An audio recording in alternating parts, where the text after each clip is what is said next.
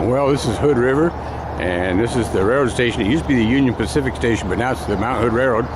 And so that's the depot. The passenger trains no longer stop here. Their Amtrak doesn't have any stops here either. So anyway, this is kind of the view of the end of the Hood River Depot. And you turn around this other way here, and here's the tourist train that they have.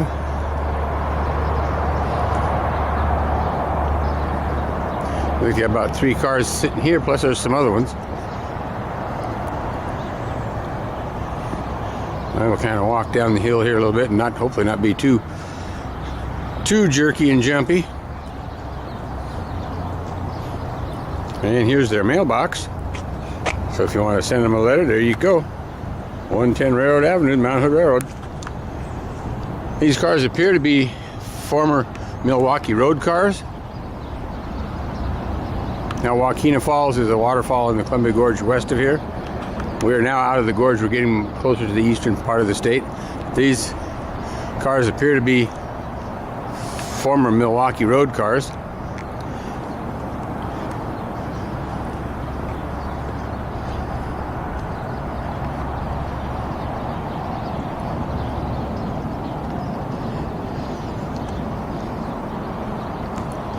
Yeah, let's see if we can zoom in on their emblem here a little bit. And Oneonta Falls is another waterfall in the Columbia Gorge west of here. So they got the cars named for the waterfalls.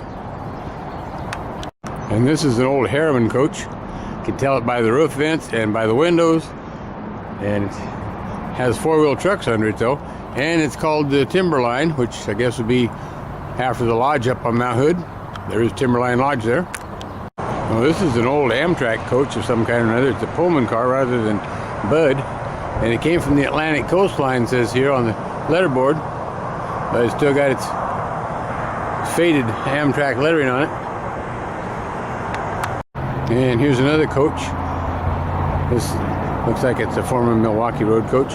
And it's called Bridalveil Falls, which, as before, is in the gorge west of here. And we're getting a little bit deeper in the rail yard here. There's some more string of looks like about 6 or 7 more cars. And you look down here, there's a big dome. I'm not sure whether it's a former Santa Fe or a former GM. I have to go up and take a look at it, but there's some more of their equipment here. And here's the Mount Hood. This looks like it's some kind of a coach from somewhere, but I can't trace the heritage on it too well. And another car, the Mount Adams. These are mountains here in Oregon and Washington. Mount Adams is in Washington. Mount Hood, of course, is here in Oregon. Well, here's the car named for the town we're in, the town of Hood River. And of course, we're on the Mount Hood Railroad, right as you can see up there. Well, this is Lewis and Clark. Meriwether Lewis and William Clark, they were the pioneers that explored this area in 1805, 1806. And they came through this area way back when, in the 1800s. President Jefferson sent them out here to explore this area, and of course now it's all Oregon, Washington, Idaho, Montana, and what became known as the Louisiana Purchase was also it was explored by them. And another waterfall car, and you saw the falls earlier in this disc from the freeway where we stopped. Well, this is the big dome, and it appears to be a former Santa Fe from the looks of it.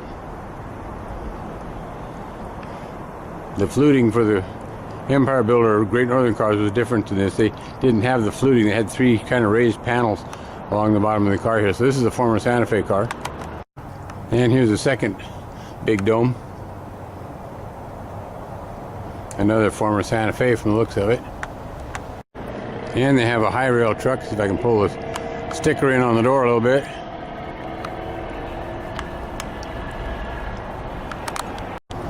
And here's one of their locomotives. This is a GP38-2 in the Mount Hood colors. And the 88 here is the former Southern Pacific Chop Nose Jeep 9.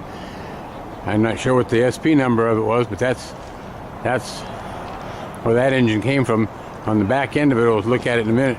You can see where they covered up and removed all the old SP lights on the back. And here's a kind of a battered up old caboose here.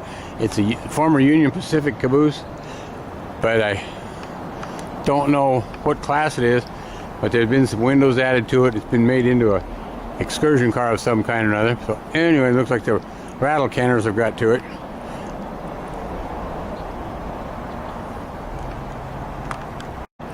Right here you can see where all the ex-Southern Pacific lights were. At the very top was a red warning light, and then was a gyro light that turned in a figure 8 pattern. Then of course the bottom light, there's the headlight. The other two lights have been removed and the openings plated over.